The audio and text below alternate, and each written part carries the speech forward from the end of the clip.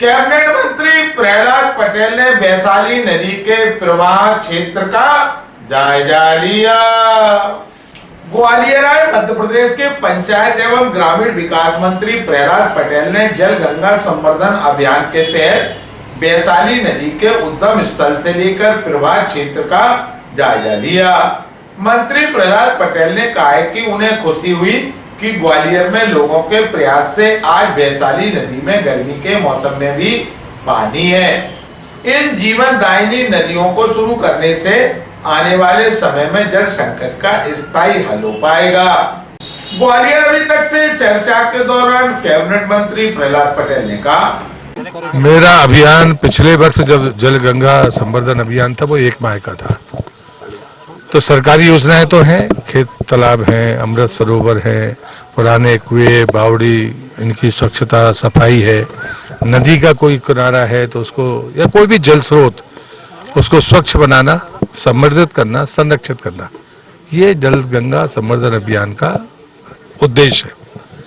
तो मैं मंत्री के नाते मुझे लगा कि मैं क्या करूंगा, जो मेरा अनुभव नर्मदा परिक्रमा का था या नर्मदा स्वच्छता का था, तो मुझे लगा कि एक बार नदियों के उद्गम को देखना चाहिए, क्योंकि मैं जियोलॉजी का स्टूडेंट भी हूँ, जल शक्ति में भी रहा हूँ। हमारी जो नदियां हैं मध्य प्रदेश की, सबसे ज्यादा उद्गम हमारे पास है देश में। हम बहुत समृद्ध हैं पानी में, लेकिन जो गिरावट तेजी से आ रही है वो भी हम सबको दिख रही है। हमारी बड़ी नदियों का जल स्तर, शहरों का जल स्तर गिर रहा है, ये साफ दिखता है। और हम कोई हिमालय के निकट के राज्य नहीं है, हमें इन्हीं पहाड़ों से जो वृक्ष है उनसे ही पानी मिलना है। तो इसलिए मुझे लगा कि छोटी नदियों हो या बड़ी नदियां, उनके उद्गम पर जाकर देखूं। 3 बेसन है मध्य प्रदेश में नदियों के उद्गम में, एक है गंगा बेसन में जाने वाली नदियां, एक नर्मदा बेसन में जाने वाली नदियां और तीसरी गोदावरी बेसन में जाने वाली नदियां। तो मैं किसी भी बेसन की नदियां हो उनके उद्गम पर जाने का मैंने फैसला किया। पिछले वर्ष मैं 32 नदियों पर गया था, इस बार मुख्यमंत्री जी ने 3 महीने का रखा है गंगा जल संवर्धन अभियान। तो मैंने तय किया है कि संकल्प है मेरा, गिनती कुछ नहीं की है, यहाँ गिनती बोल दी वो गिनती सही नहीं है।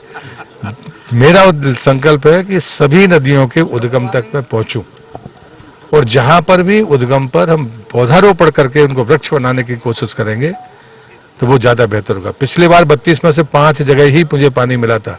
इस बार के चरण में एक फायदा जरूर है कि अभी तक सब जगह पानी मिला है, स्रोत है, तो ये खुशी की बात है। और अभी मैं यहाँ देख रहा हूँ एक मुन्ना लाल जी और उनकी पूरी टीम ने एक बहुत रचनात्मक काम किया है। मैं हृदय से उनको बधाई देता हूँ और ईश्वर से प्रार्थना करता हूँ कि उनको वो सामर्थ्य बनी रहे और वो इस काम में सतत लगे रहे। और प्रशासन से भी मेरा आह्वान होगा कि उसमें हर संभव मदद करनी चाहिए। वहीं मध्य प्रदेश में बढ़ते लव जिहाद के मामलों को लेकर प्रहलाद पटेल ने कहा कि सरकार चौकस है और सदैव कड़े कदम उठाने के लिए तत्पर है। लव जिहाद एक रोग है, उसे पूरी तरह से समाप्त करना होगा। सिरमौर विद्यालय के हॉस्टल में लापरवाही व्यवस्था के सवाल पर पटेल ने कहा कि प्रदेश में हालात बेहतर हैं, कहीं कोई दिक्कत होगी तो उसे भी सुधारेंगे।